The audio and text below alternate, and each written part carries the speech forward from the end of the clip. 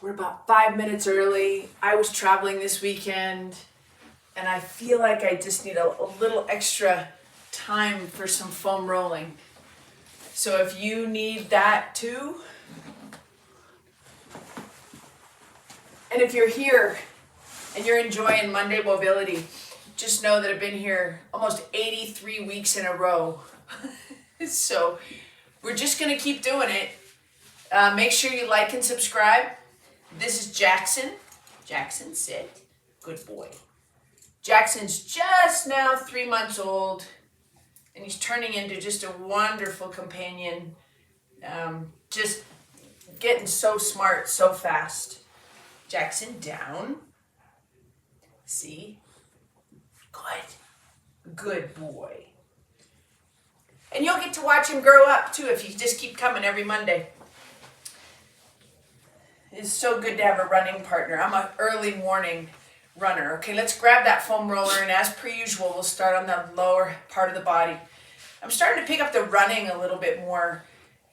This is a year of a lot of change for me, so probably not going to race a lot, but I'm definitely going to be ready for my athletes to race a lot, and you included in that. So I know you have big goals. Just because I'm not going to join you on those goals of a journey doesn't mean I'm not going to be super fit and enjoy this year with you as well. So let's make sure we just stay on the lower part of the leg. And we're just not in the belly yet. We're just down at the bottom of the calf.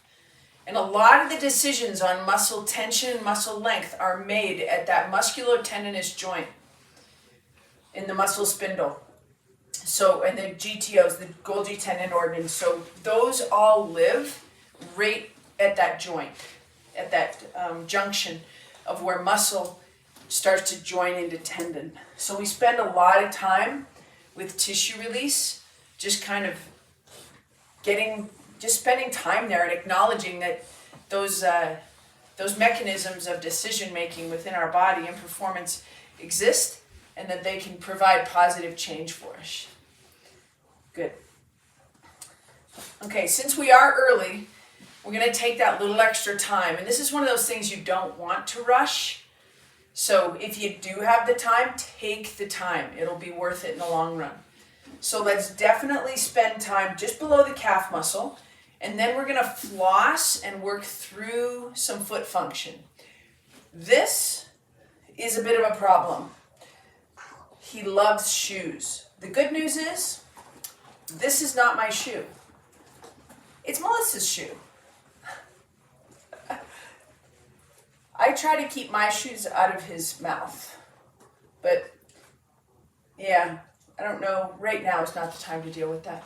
So working through the flossing of the foot, making sure I've got good foot function, inversion, eversion.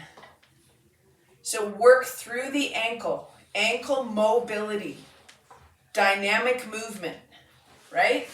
Okay, other side, we got a little bit of gentle pressure with the foam roller at the bottom of the calf.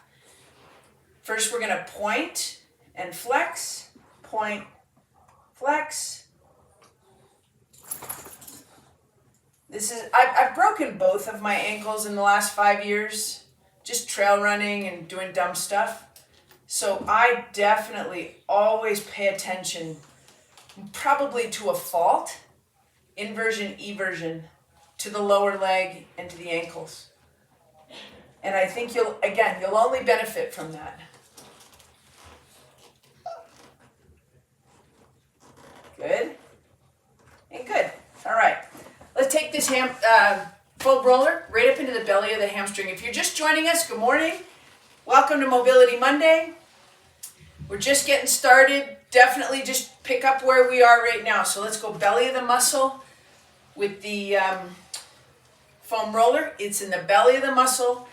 Got my butt off the ground, rolling through that belly and just looking for tightness. And I've got definite lateral tightness on the right side. And I can tell that because the foot is turned to the outside and there's just a little bit of tension. I wouldn't even call it spicy. It's just tension in that lateral part of the right leg. And that's going to tell me to work the anchoring position. So since gravity and ground pull all humans into external rotation, we can pretty much guess that rather than feeling tension on the inside of your hamstrings, you're going to feel it on the outside. We're all human beings. We walk around on 2 feet for the most part. And if you run, that means you're going to get even more tension through that body. So we're working through the belly of the hamstring. Turn the foot to the outside. Not so bad on the left side, mostly on the right. For me. Okay? Good. Since we're started a little bit early, those of you that came early and did some foam rolling with me, now we're going to go into the belly of the lower leg. So we're in the belly of the calf muscle, and we're just going to windshield wiper the lower leg. Good. Those of you that know dogs, boxers don't really have a good set of teeth. They're kind of messed up. They're a working breed, so they tend to be more towards pulling carts and stuff like that. That's the breed that's why they're there. That's why I'm not that worried about the shoe, but I'm sure that if you stay tuned in the coming weeks, I'll report back. He hasn't been a big destroyer, but we'll see. He's only 3 months old. So, and again, not my shoe. All right, working through the belly of the calf muscle, windshield wiper the lower leg, and good. All right, let's go right up into the upper back. Right below the shoulder blades, hands behind the head. Now, immediately, do not change anything, but let's take a look at where your elbows are. Do you see where mine are? They're up in front. I can see them, which immediately tells me that I'm tight through the chest. Not surprising at all, because I traveled yesterday. I was on an airplane. So from here, a lot of times you'll see me, I'll self-select this versus this. So all that tells me is just spend a little bit more time through the chest. Nothing is ruined. Nothing is a problem. It just tells me that I'm tight through the chest. And if you're tight through the chest, it's going to inhibit upper back function. And if you don't think you want to have good upper back function, think again. Jackson? No. Jackson? Excuse me. Sit. Good boy. Stay. Stay. Nice. Toggling through the upper back. Ow. Ow. Jackson? No. Shoes and elbows. All right, good. Let's work through that upper back. Find a new spot on the upper back. Jackson, Jackson, no. Good boy, stay.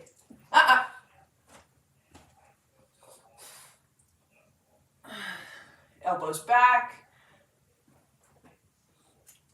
Very good boy. Elbows back. Extend around the foam roller. Relax the neck into the hands.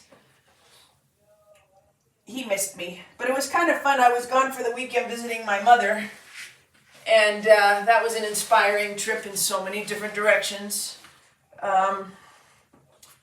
Ponytails. Oh, ponytail. There you go. No ponytails, Jackson. I'm going to have to get a chew toy, because I'm currently the chew toy. Work through that upper back, through the lat. Extend the arm out, thumb up. There we go. Let go.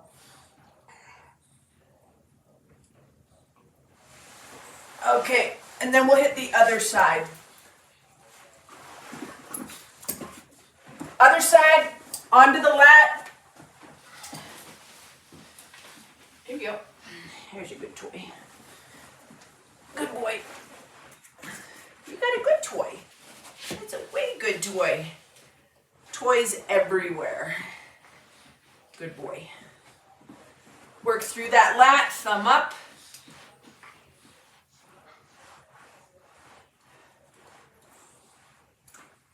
And good.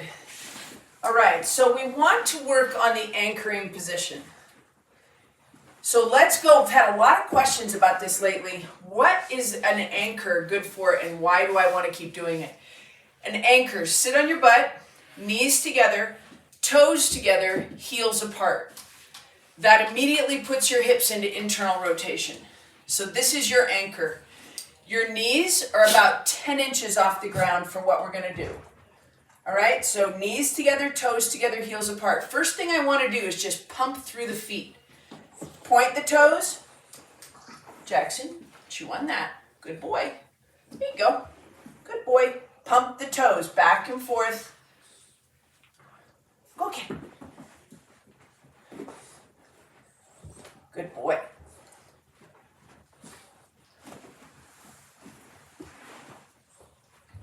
Good. Now pull the toes towards the shins and go ahead and just leave that there. Pull the toes hard towards the shins. Lay back. Knees together, toes together, heels apart. Good. And from right here, let's put both hands on your rib cage. We're going to go nose breathing and expand the rib cage and work on thoracic spine mobility by expanding and dropping the diaphragm using the breath. So the hands are on the ribs. Hands are on the ribs. Jackson, no. Oh, he's going to attack. Big inhale through the nose. Exhale through the nose. As you do this, I want the belly button to stay into the spine the entire time. Hands on the ribs. Big inhale. Push your ribs out into your hands. Exhale. As you exhale, keep your stomach in. This is not belly breathing. This is decompression breathing. Okay? Inhale. Keep the knees nice and tight. Keep the feet pulled back towards the shins.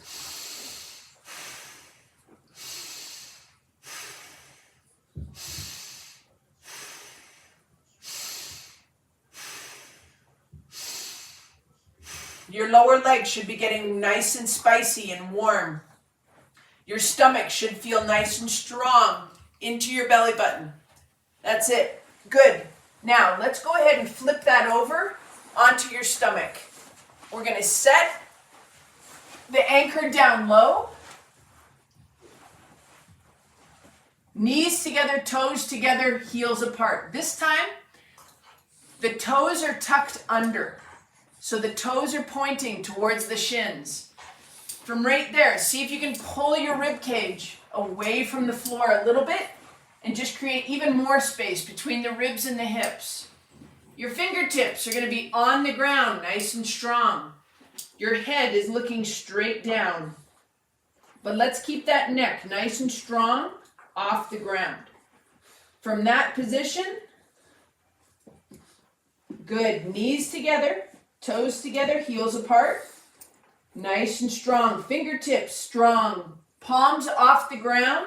Keep looking straight down. Keep the knees nice and strong. Walk the fingertips further away from the shoulders. Pull your belly button away from the floor. Nose breathing. Good. Go again. Keep in that position and just listen. As you inhale, pull your belly button away from the floor. As you exhale, pull your belly button away from the floor. You're always holding your stomach nice and strong. Prone decompression breathing. Let's go nose, mouth now. In through your nose, out through your mouth. Keep the belly button off the floor. You're in that prone position. Knees are down, knees are together, big toes are touching, heels are about 4 inches apart. Let's take 2 more big breaths in through your nose, out through your mouth. Stomach stays strong, belly button stays off the floor the whole time. Good. All right, everybody, good. Let's slowly get yourself up to standing position. That's very, very good, Jackson. From there, we're going into the woodpecker position. That means it's a split stance, okay? So, split stance, and it's comfortable long. Not a really long lunge stance, just a comfortable split stance. From right here, take that big breath again, pull the ribs off the hips, peek over the cliff just a little bit to load the lead leg. About 70% of your body weight is on your lead leg. From right there, staying in that nice forward lean position, we're just going to drop that back hip across and then come right back. So a little bit of hip mobility, hands on the hips, nice big breath. 70% of your weight is on your lead leg. We drop across and then come right back. Chin back, chest up, nice stacked posture. Down and across, down and across. Good, Jackson. Keep that head forward. As soon as the hip stops, the shoulder stops.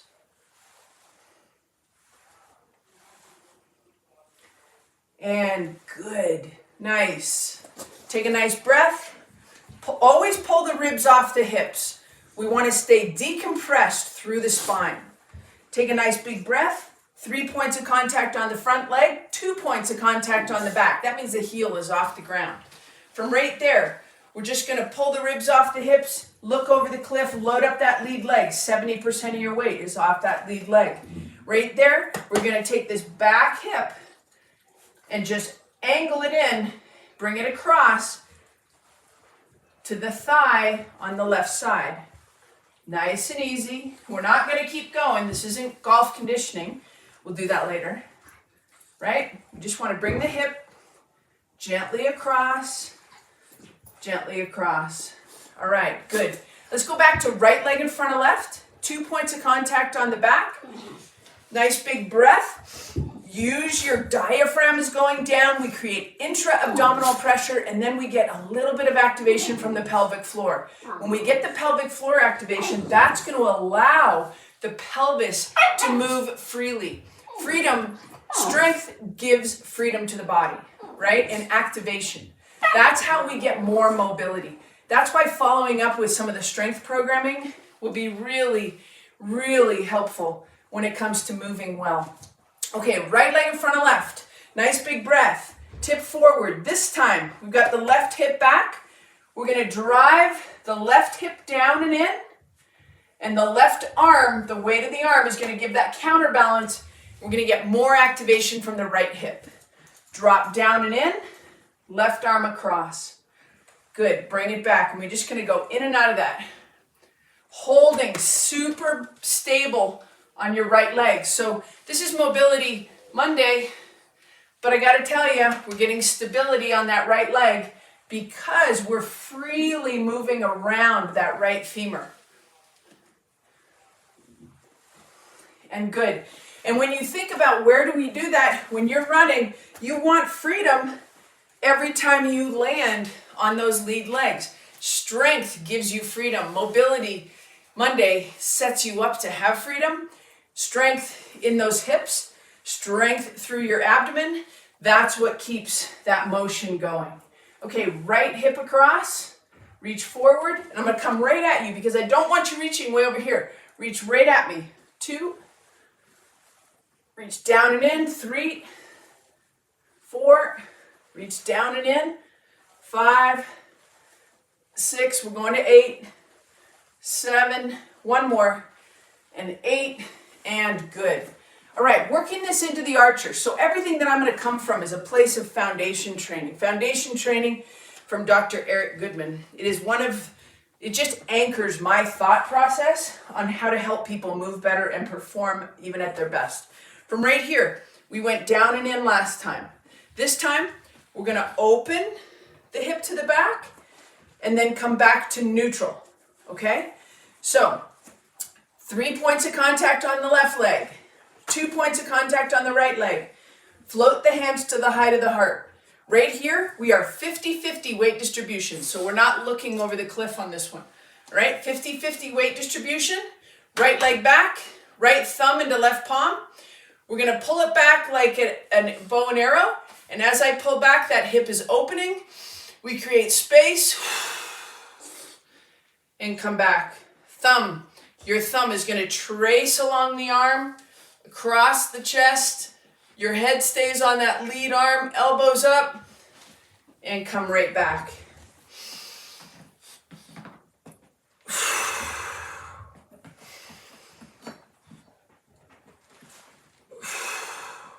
Open the hip. Hip opens, hip closes. Good. Oh, guess whose cycling shoe he just got? Good. You'll see it in a second. Remember how I told you that his cycling shoe that he was enjoying chewing on wasn't mine? Well, he just went and got mine off the shelf. Velcro feels so good to the mouth. All right, good. Shake that out. We'll go right leg in front of left. 2 points of contact on the left leg in the back. Nice big breath. Always, always throughout your whole day, pull your ribs off your hips. Float your hands to the height of the heart. Left hip is back, so left thumb goes into right palm. Drag that left thumb across. Keep your eyes on your lead hand. Nice big breath. This hip is open. This elbow, left elbow is nice and high. And then just drop down and in. Oh, payback's a bitch. Sorry if I said the B word. Here we go. Open. I'm just laughing because Jackson has my shoe and I can hear some definite action over there. Good. Drag it across. See how I get taller? You get taller, you know you're becoming decompressed. Big breath. 3 more. 1. Hip moves. 2. Hip moves. And 3. And you're just opening the chest, elbows high, and come on right back. Jackson.